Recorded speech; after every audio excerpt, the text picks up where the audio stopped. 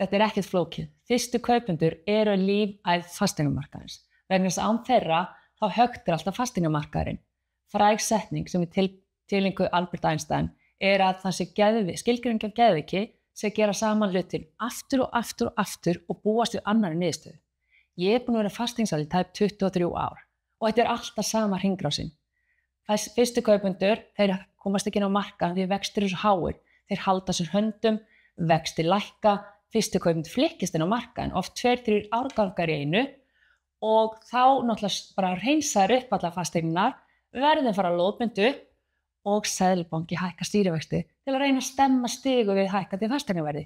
Hvað gerist þá? Jú, fyrstu kaupendur detta út af markaði og halda sér höndum í 2-3 ár þangað til við endurtökum sömu hringrásina. Og hvað hægt að gera? Þetta ekki bara meitlaði stein? Jú, ég með smá hugmynd. Setjum vaxtaþak á fyrstu kaupendur.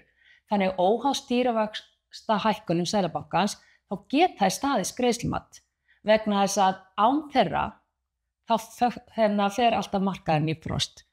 Og sumir segja Ásdís, það gengur ekki að setja vaxtaþak á fyrstu kaupendur. Hvað með fjármálastofnun, hvað með lífeyrissjóðina? Ég vil bara segja, ef að Birta lífeyrissjóður getur afskrifað 1,5 milljarð fyrir play fallið, þá geta þeir hjálpa fyrstu kaupendum að fara inn á markaðinn með vaxtaþaki. Vegna þess að fyrstu kaupendur eru líka þeir sem eru að framleiða nýja skattgreiðendur fyrir okkur. Þannig þetta er win-win. Fyrstu kaupendur komast inn á markaðinn, hann helst í jafnvægi og mögulega fáum fleiri skattgreiðendur.